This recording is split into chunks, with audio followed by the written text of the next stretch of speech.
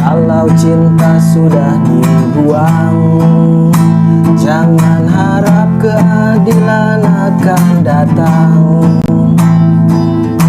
Kesedihan hanya tontonan bagi mereka yang diperbudak jabatan. Oh oh ya, oh ya, oh ya bongkar. Oh oh ya, oh ya, oh ya bongkar. Saya dengerin dari luar kayaknya asik nih main gitarnya. Iya nih mas, lagi nyanyi lagunya Iwan Fals. Bongkar, bongkar. Pernah dengar lagunya? Pernah. Sering malahan. Udah dari tadi mas? Baru aja sampai. Baru nyampe. Iya. Bikin aja itu kopi dulu mas, biar Bentar Pak, bikin kopi dulu. sip.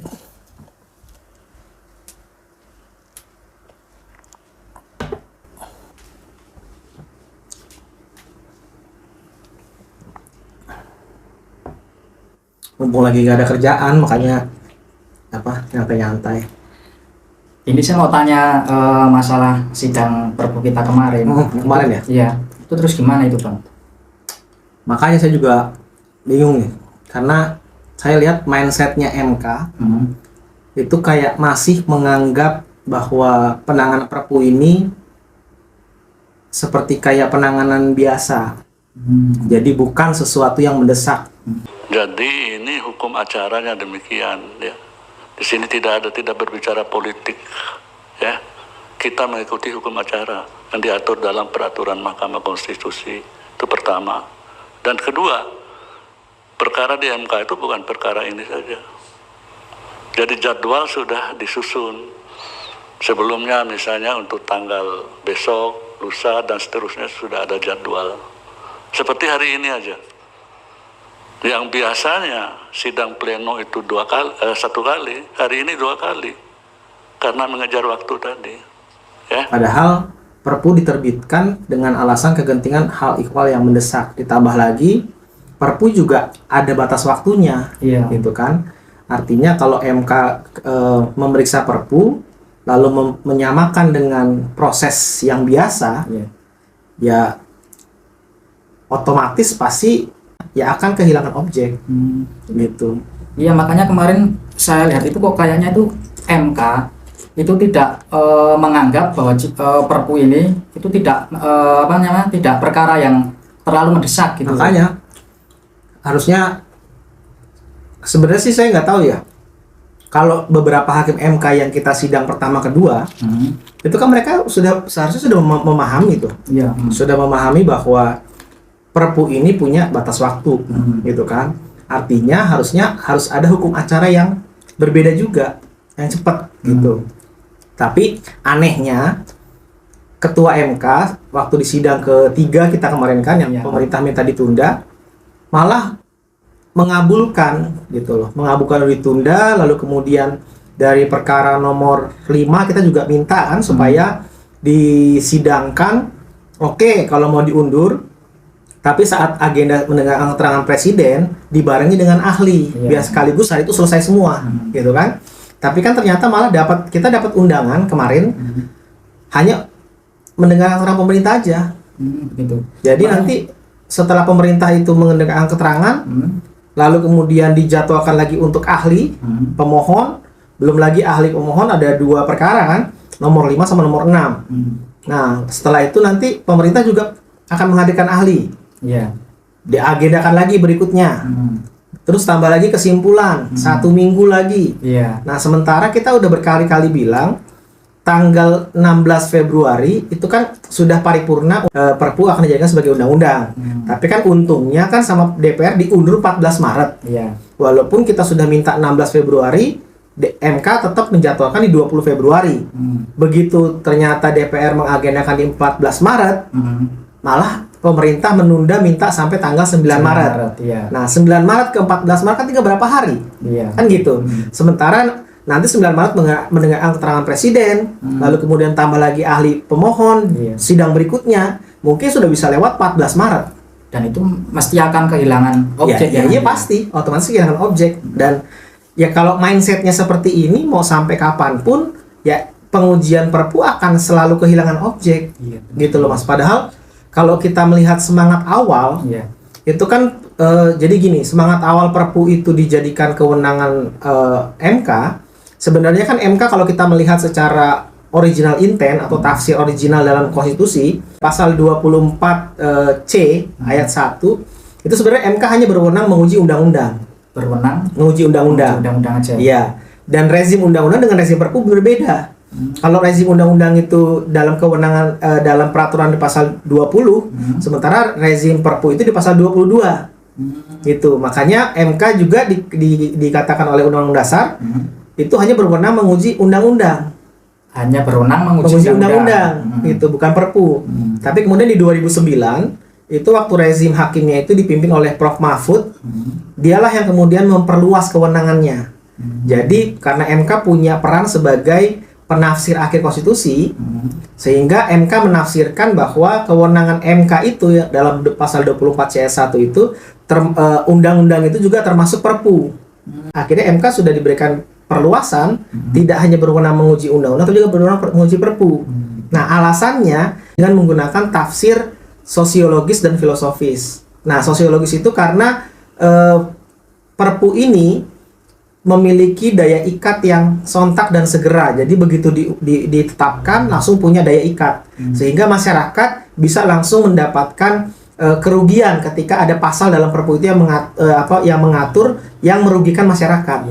Nah, dengan tujuan itulah kemudian MK sebagai the guardian of constitution, penjaga konstitusi atau penjaga hak konstitusional warga negara, dia mengambil alih bahwa sebelum Perpu itu dinilai oleh DPR dijadikan undang-undang ataupun ditolak menjadi undang-undang, saat ada kerugian konstitusional maka MK punya peran di situ. Nah, seharusnya kalau melihat seperti itu berarti kan MK sudah menyadari ada masa waktu keberlakuan objek Perpu itu sebagai objek yang didapat diuji oleh MK. Tapi faktanya ya kemarin terbukti itu yang dikatakan oleh Pak Ketua bahwa dibilang bahwa MK kan bukan nangani perkara ini aja, gitu kan. Banyak perkara yang ditangani, sudah dijadwal. Dan kedua, perkara di MK itu bukan perkara ini saja. Jadi jadwal sudah disusun. Sebelumnya misalnya untuk tanggal besok, lusa, dan seterusnya sudah ada jadwal. Nah, saya malah, karena ini Mas, saya malah jadi mengetahui, berarti kan hakim-hakim MK ini kan diatur jadwal oleh panitera. Kan gitu. Panitera nih yang ngatur nih. Berarti kan kalau dilama-lamain seperti ini, kan ada andil juga sama panitera nih. Iya kan? Nah, ini yang sebenarnya perlu dicermati gitu. Jangan sampai upaya untuk menjadwalkan sidang ini menjadi lama itu juga campur tangan panitera di situ. Berarti ada campur tangan panitera juga. Itu yang perlu dicermati. Jangan-jangan selama ini Perpu menjadi kehilangan objek. Ada sekitar 29 permohonan yang diajukan ke MK. Itu selain yang ditarik, semuanya kehilangan objek semua.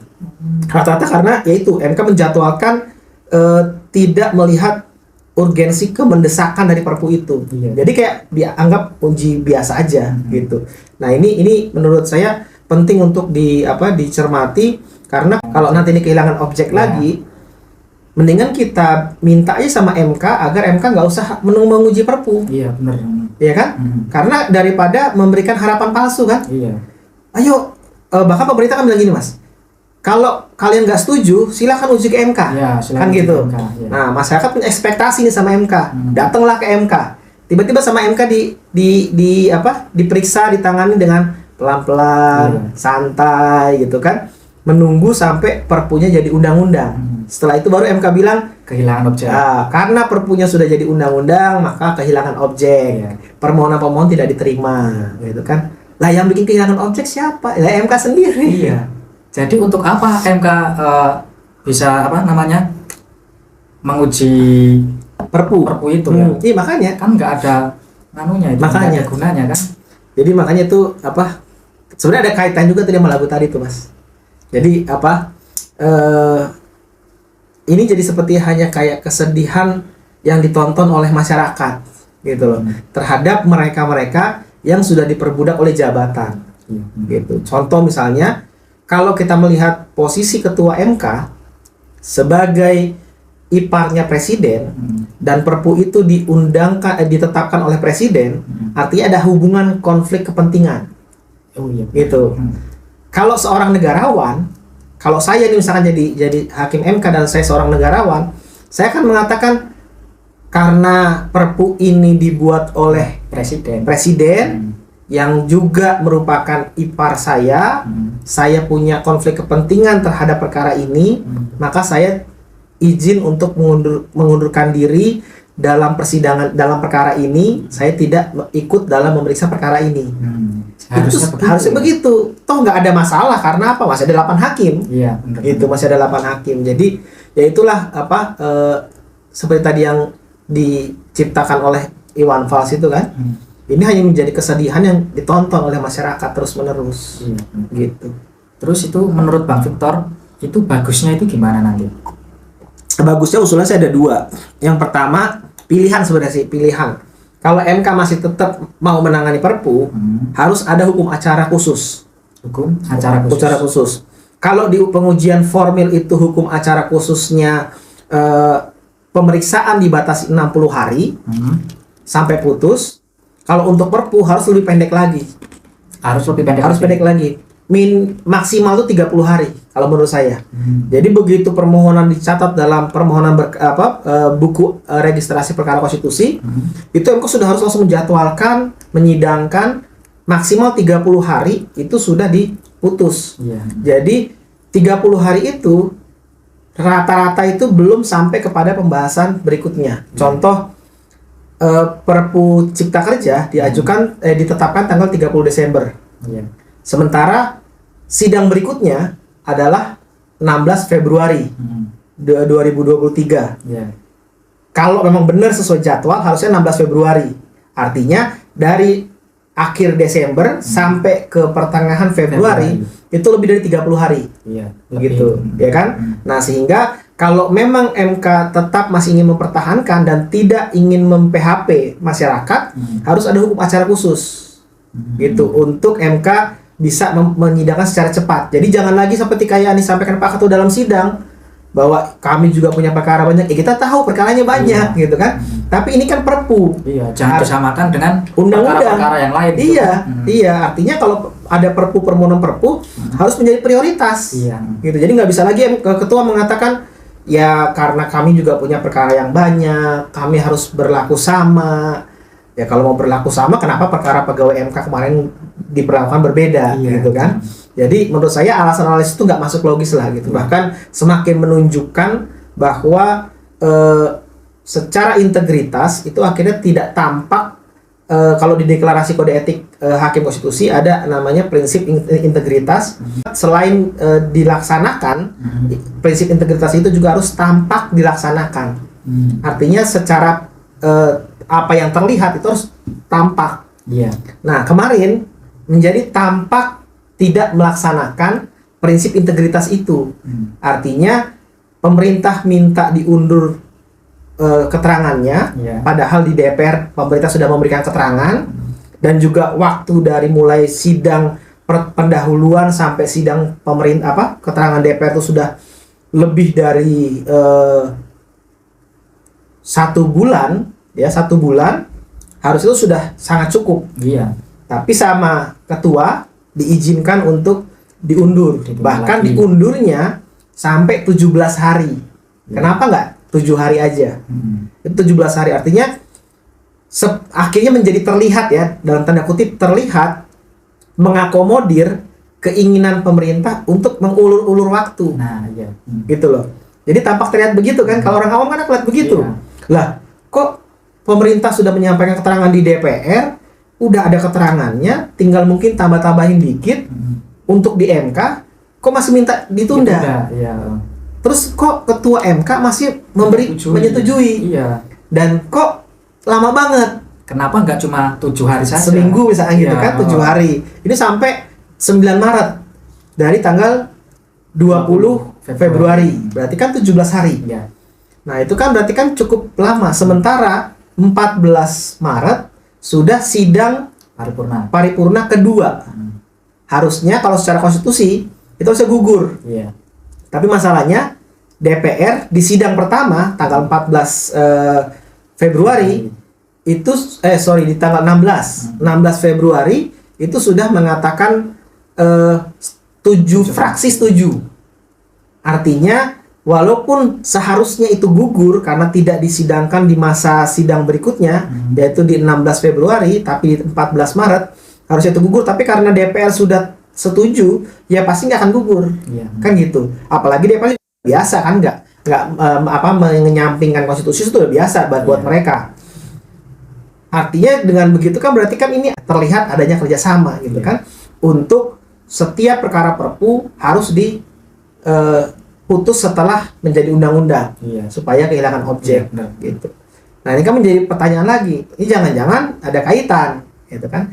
Jadi semua jadi jangan-jangan kan? Artinya prinsip integritas yang harus menunjukkan tampak dilaksanakan suatu integritas itu, salah satunya adalah bagaimana kemudian bisa menegakkan konstitusi, ini malah seperti kayak mengabaikan itu, gitu Mas.